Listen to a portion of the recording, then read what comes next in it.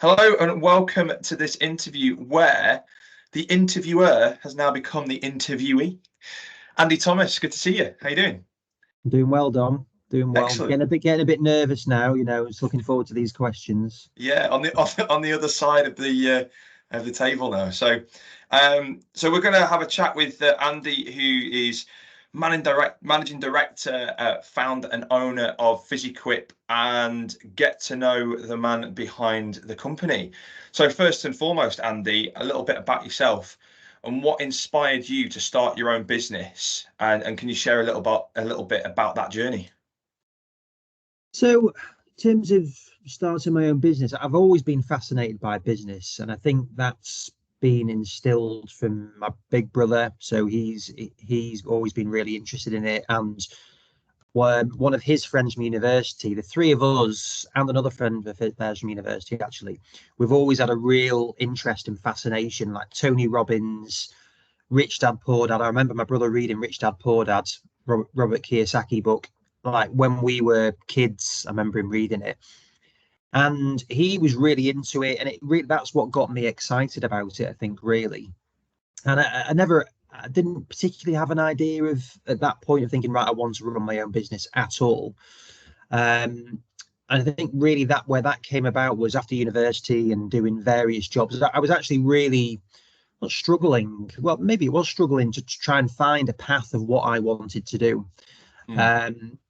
Then after various different roles of that, actually working with my brother for a bit in a company that he started, I got the role at IPRS. So they're a relatively big company, and I was there to help sell their equipment and lead their equipment sales. But they had a number of other facets, and really that changed my whole life and existence.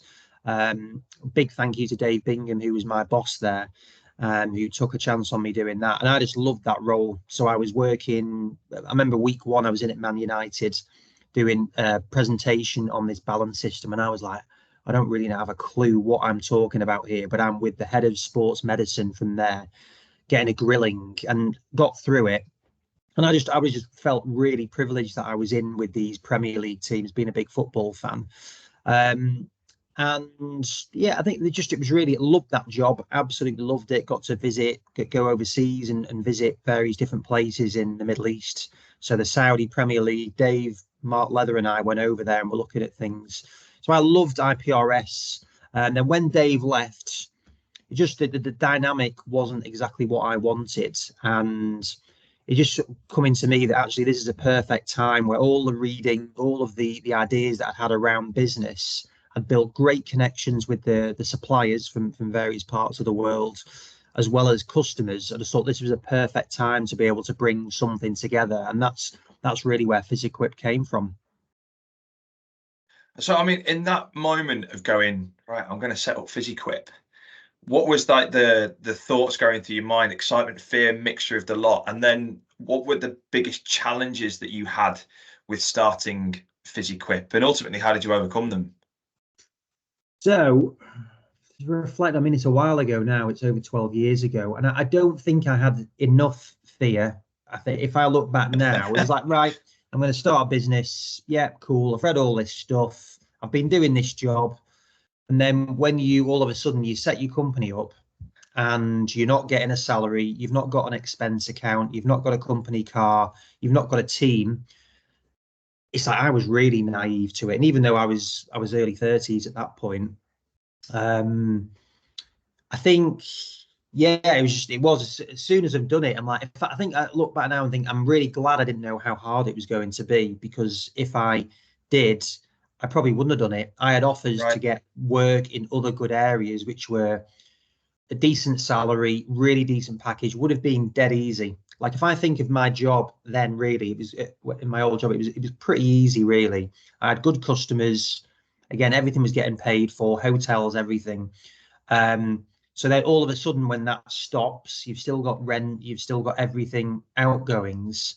Yeah. And I think again, having that team, even though I was working from home in my old job because they were based in Ipswich, still having that team that you'd be going to see regularly, you would chat to. All of a sudden, you're doing literally everything from you know, you're invoicing. If you had anything to invoice, which we didn't really at the start, then it is a rude awakening when you start that thing. It's like, God, I've got all How these do I do bills to this? go out and I'm doing everything. And yeah, I've got these relationships, but didn't really have any products to sell at the start. I had a couple of things, but they were new.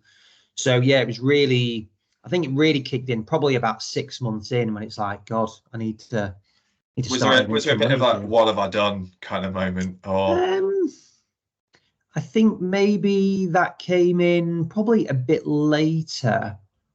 Yeah, I don't know if there was ever what have I done. I think I was just thinking this is really hard, and it was like it really was like mind fog. And I remember certain instances of being out, just like, oh my God, this is hard. I don't think I ever thought I wasn't going to do it though. I think I always was committed to doing it. It just was like, this is really hard, and you are in I don't know, you're in a sort of, yeah, it's a brain fog where you can't think clearly, and it's like, yeah. this is like really hard. I mean, when you're in that situation, then who were the people around you that really supported and helped you that you can kind of call back on and almost thank as well for those moments? Who are the big people of influence at that time? Yeah, I mean, definitely my parents, like they're amazing, always been and continue to be super supportive of me. I think even at the time, financially, they probably were supportive of me, um, if it was needed for it.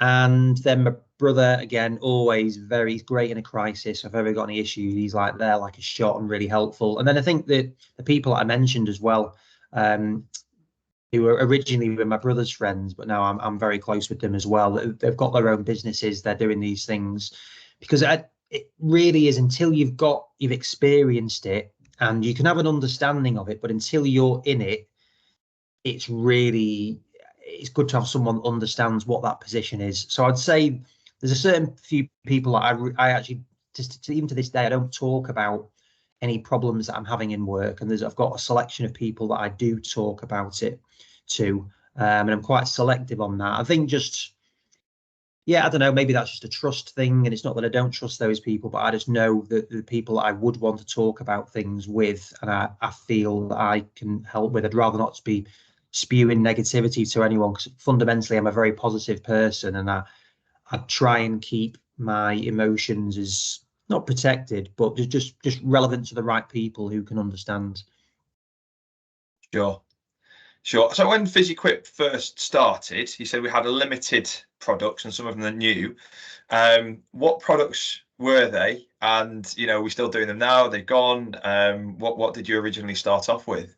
So, good question. So, we started off with Lymphatouch, which we were working with until quite recently. BTE, they didn't come in until a bit later because I was working with BTE when I was at IPRS. And then that came in a few months afterwards. So that was, yeah, 3 or 4 months into setting Physiquipe up. And it was another product called Meditouch, which was more of like a neurological product, Israeli company. And what was quite good about working with them was they actually paid me a retainer. So I was getting a monthly fee. Although this is how naive I was. I was like, when I sent it through to the accountant, I'd negotiated a certain amount per month. And he's like, yeah, but you got to take VAT off that. And I'm like, what? VAT off it? Because I just haven't even thought about VAT. So I lost Right. 20% of that straight away. So that just shows how naive I was of understanding even the basics of this stuff. So they were the three products that we were looking at. And yeah, I mean, look back, I could have done it way better now, being way more scientific and really thinking about it. But I was just looking for any product that I could take on. But when you're a one-man operation with essentially two new products. Oh, and yeah, sorry, Alter G as well. Alter G was Yeah, yeah. like massive, massive to what we were doing because that was I was working as an agent for directly for Alter G then, albeit it was with Trevor who now runs SportsMed who worked with that. So I was working with Alter G. So and Alter G was pivotal actually because I did really well with Alter G sales. And that probably became my team really, even though I wasn't directly linked with them. I would be going to events and things and chatting with the guys there. So Alter G was a really helpful one to have, and it was a cool product. It was relatively new at the time, and I really enjoyed working with the guys on that. Yeah. I mean, it's one of the things be interesting is that over the 12 years you say about with Physiquipe being going now, can you share a specific moment in your journey that you consider like a big highlight or a milestone? There might be two or three, because it was a long time and long moments in that time. And I'm going to do what you did to me. Take me out of it, because obviously, that's, we're not. I know I'm a milestone, but we'll take that one out. Yeah, that's a given. Yeah, obviously.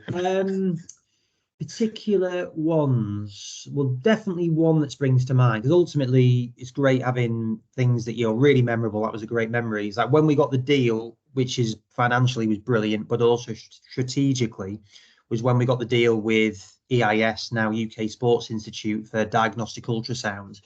We'd taken ultrasound on relatively recently, and getting that contract, for one, it was a really nice big contract for us. So financially, it was great to get on the board. I think it was also just exciting to be working with these, sports doctors, which historically we'd been more working with physios. It was really exciting to think, actually, yeah, the sports docs believe in what we're doing, and we continue to have a great relationship with them. So that's been really good. Do you think, just putting on that, do you think that was like a big vote of confidence in terms of what you're doing? It's like you've got a big institution that have gone, yep, kit's good. Like you guys, is that kind of one of the big things as well? For It's sure. like, yeah, what we're doing is. No, definitely, because you still have these things. It's like, why do people want to work with us? And I'm questioning this stuff all the time. Why, like even with, say, James Brown at British Athletics, it's like we didn't really know him.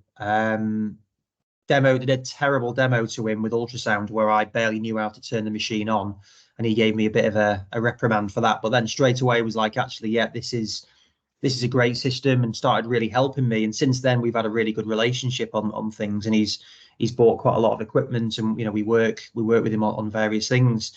So yeah, memories like that. I mean, there is absolutely loads. I think even like BTE choosing to come and work with me and Alan, who's part of the business at that point, was a massive plus for me, and like a real proud moment, because they were moving away from their established provider previously that had a big team and over to me. So that was really flattering. And yeah, I think moving into town, like when we closed the clinic, albeit that was a shame in one way. I think when we moved into central Manchester, we moved into WeWork, great office. It felt like, and you and I have talked about it a lot, but when we moved into town, I felt like that was a real like renaissance for the company. We started getting some really good people in. Not that we didn't before, but this year, I think we just got that. We became more professional, and a more exciting company to work with. And yeah, I still love going into central Manchester, even though we're not in there every day. I think it feels like it represents what we're about, that I want the company to be fun, full of energy, driven, dynamic, all of these things. And I think that is what that conveys what we're about. Sure, and I think, yeah, I absolutely agree. When we had that change, it was like all of a sudden it was like, oh, we're the big boys in the city now, or the little boys in the big city, or the little guys in the big city. I mean, you mentioned then the clinic. I don't think many people will know about this. Is obviously this in my interview that they said I worked in the clinic. It was something that really drew me to Physiquipe. Was I came out of university as a sports therapist, and it was that sales company. It was like, well, why is the clinic with an equipment sales company? It's like it's an active showroom, and essentially it was there. I mean, what was the thinking for you to go, I've got a distribution company, I'm selling kit, but then I'm going to open a clinic as well? Like, what was the thinking behind Yeah. that? Well, if you were to ask me, I think that the lowest point, and I think what that meant, that moment I mentioned before, I think it was probably when we were doing the clinic. We'd bought an Alter G, albeit we got a discount because we knew the company well. We had BTE in there, which is like 200 grand's worth of equipment, all this other stuff in there. So you're managing one business, as in the clinic, where you get a team in there, and then doing the equipment sales, which is really where you're making the money. You've got two businesses which are brand new businesses, which I'm running both of them. It was, yeah, that was very stressful, that particular period. But the idea, like, I still believe in the idea of, and it's one that I'd like to revisit at some point, it was like, well, if we're embodying what we're about, so not that we don't want to be just equipment sales, because there's nothing wrong with doing that. It's like we want to do more. How do we help these businesses who are going to invest in this equipment, for one, understand how it can work clinically in a pathway, but also how does it work financially? So how do they market things? How do they get a return on investment? How do they train their team on it? How do they integrate this both clinically and financially? And that was the idea of it. IPRS, my old company, had a similar-ish model. It was more around occupational health, where they had BTE and Biodex in these sites in Ford or Sky TV, and were offering occupational health contracts. And I wanted to replicate that, but in the MSK space.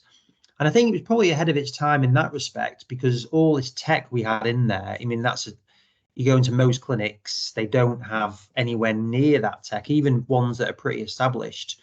So I feel like there's definitely a scope for that. And I was actually having a conversation with Ryan, who took over the clinic from us this morning, and it's that's still something that I want to revisit for us, is how we look at something which can really aid the market, aid the MSK world or rehab world. It doesn't have to just be MSK, but also helps us, people with both the business side and the clinical side of training and onboarding and education.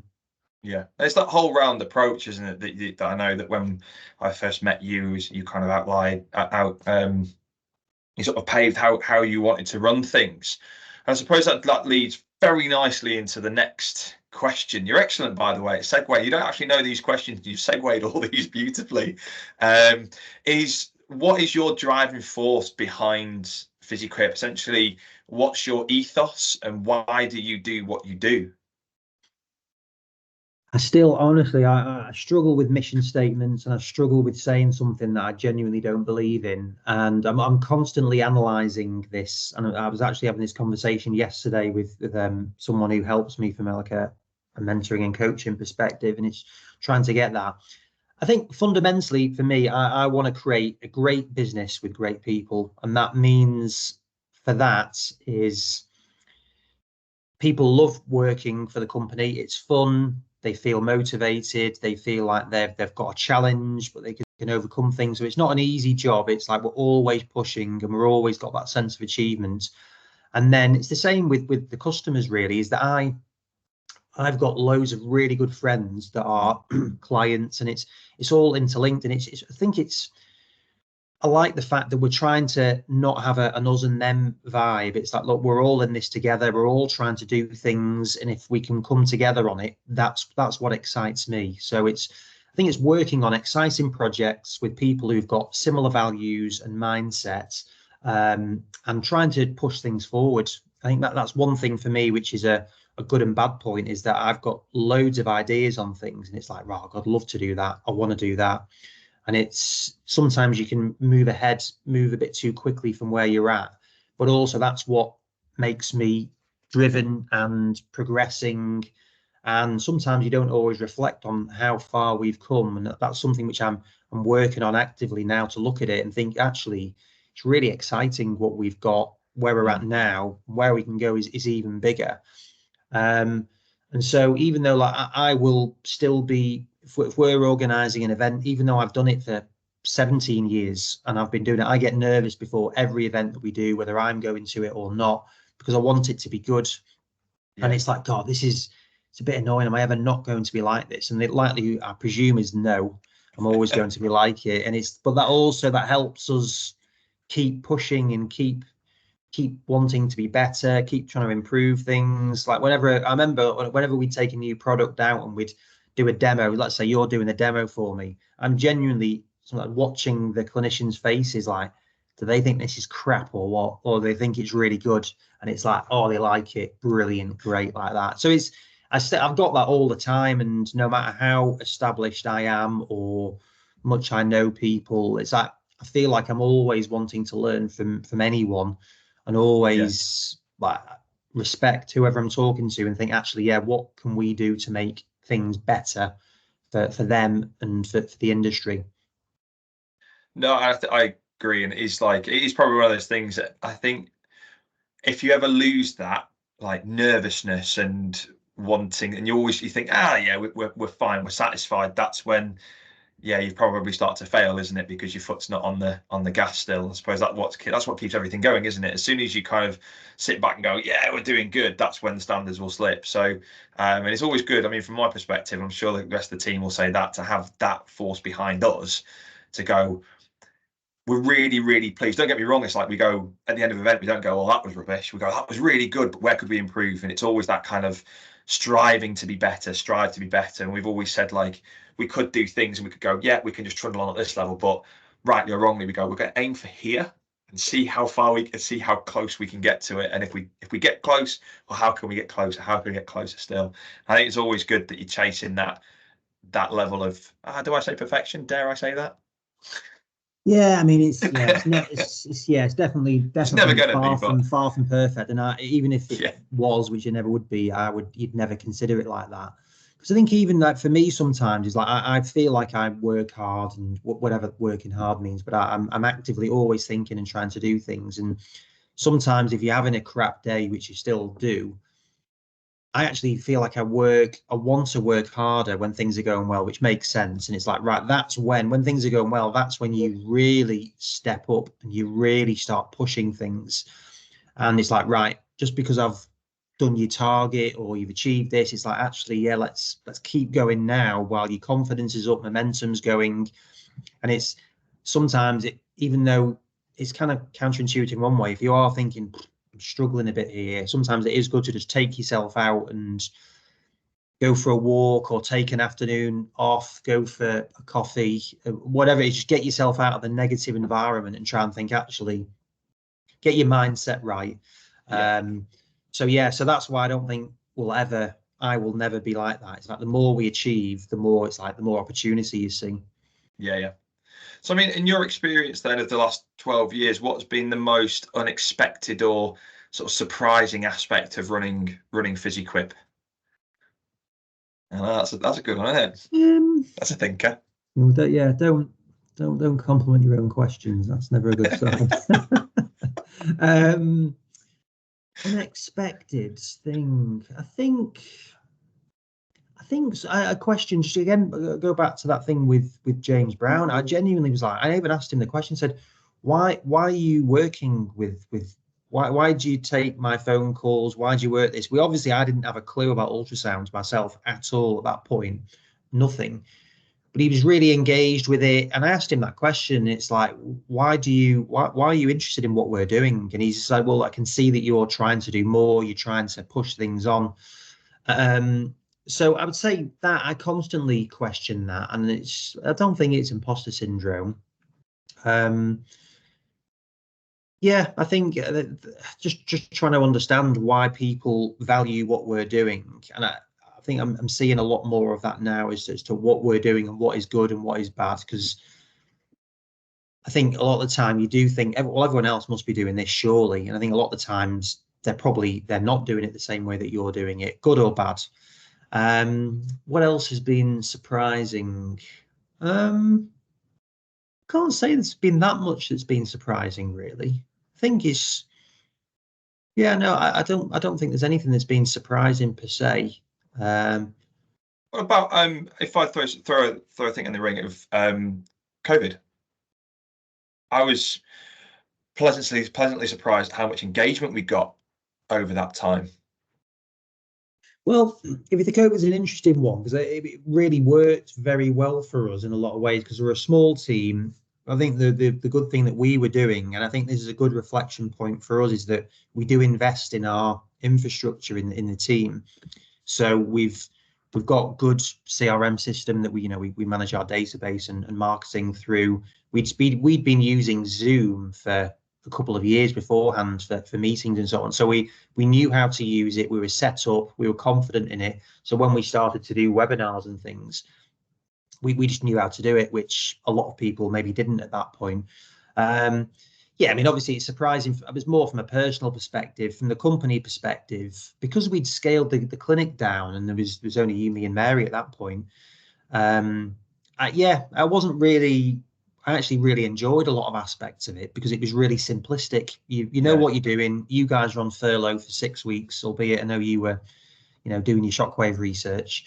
Mary definitely wasn't. She was sat in the garden. But yeah, I think really it was just, that was from a personal perspective. But from a company perspective, it actually really helped us because just people became more in tune with doing, Teams calls, Zoom calls.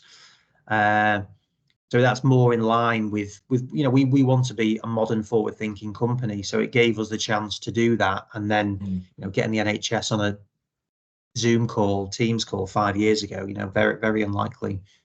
Yeah. No, it was certainly a turning point. I think we noticed.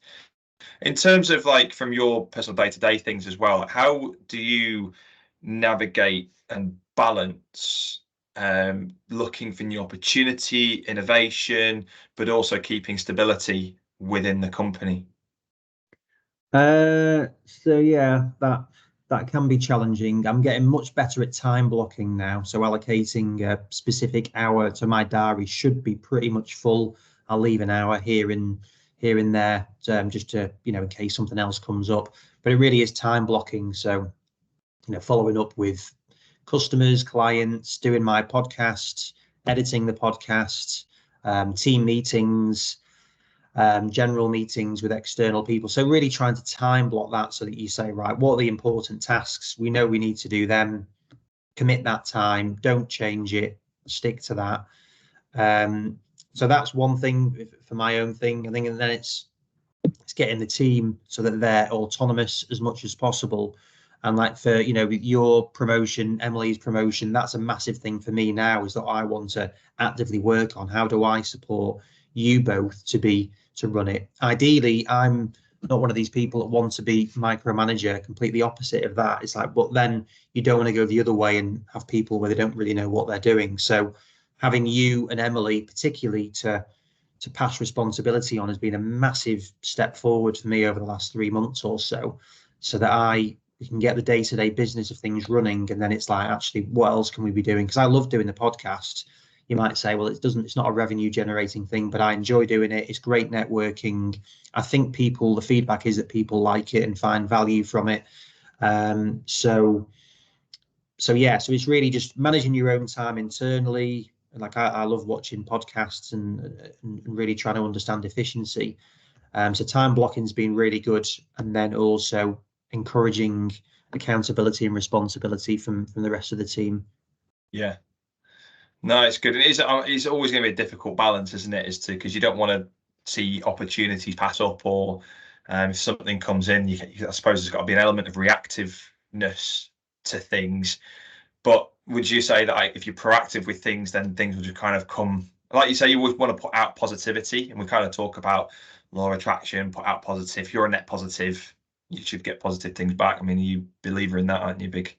Yeah, no, definitely am. And I get excited by stuff, maybe too excited by things sometimes. It's like, and that's where having, particularly Emily, you're not as good at it because you get excited as well. But it's like having Emily, not that Emily's negative, she's probably the most positive person I've ever met, Oh but my God.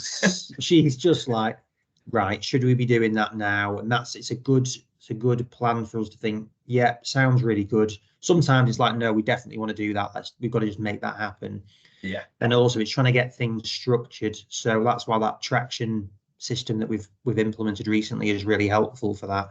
But I think if you're not looking for opportunities all the time, I don't know, I wouldn't enjoy it. It's like, it's exciting, isn't it? It's like, Yeah. if you're just doing what you're doing, it can give good things and you can make that bit better. But if you're not looking for new things, then I don't think I would be. I think it would take a big part away from what I enjoy. Yeah.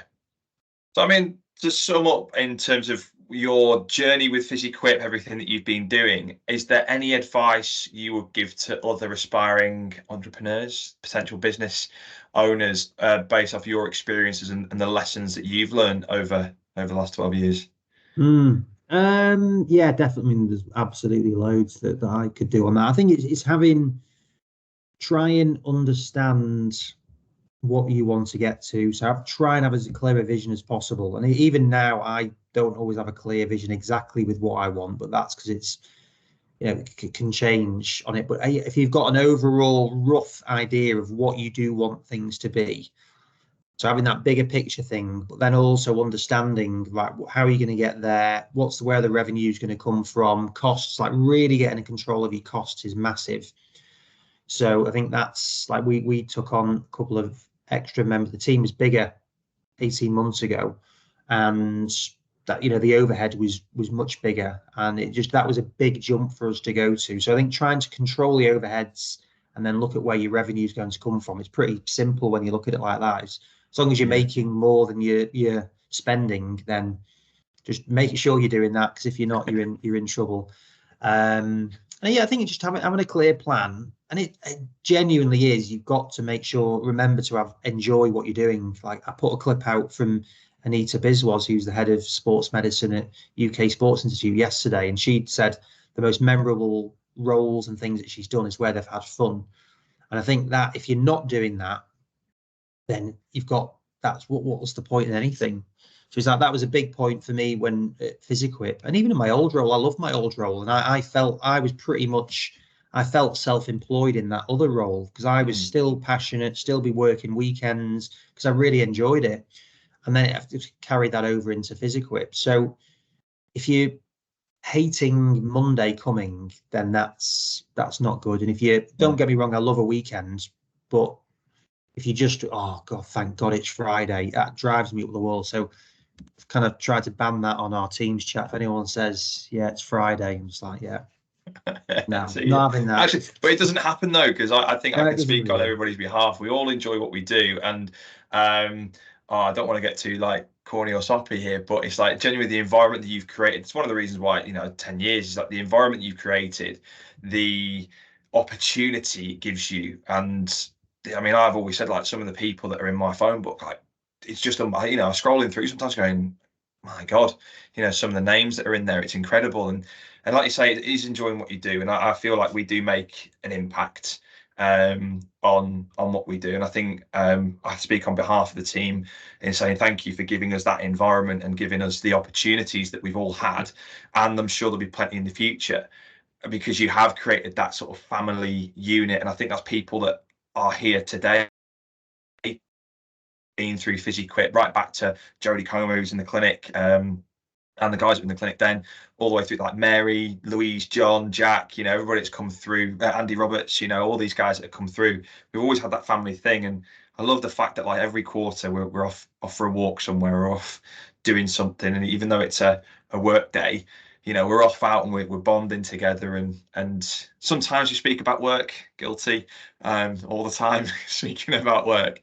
But I think it really commends in terms of, I think one of the things that people can learn from you is how you've created that. And I think one of the biggest things that I've learned from you is just relationship building. You mentioned at the start, it's like there seems to be with industry and the end user or the clinician, this is us and them, and it's like, no, we're actually here to help you, and if it's not our stuff, no problem, but it's like, as long as we're helping and supporting you and developing and growing and ultimately getting your patient better, that's what we're there for. And that was the big thing that I learned from you.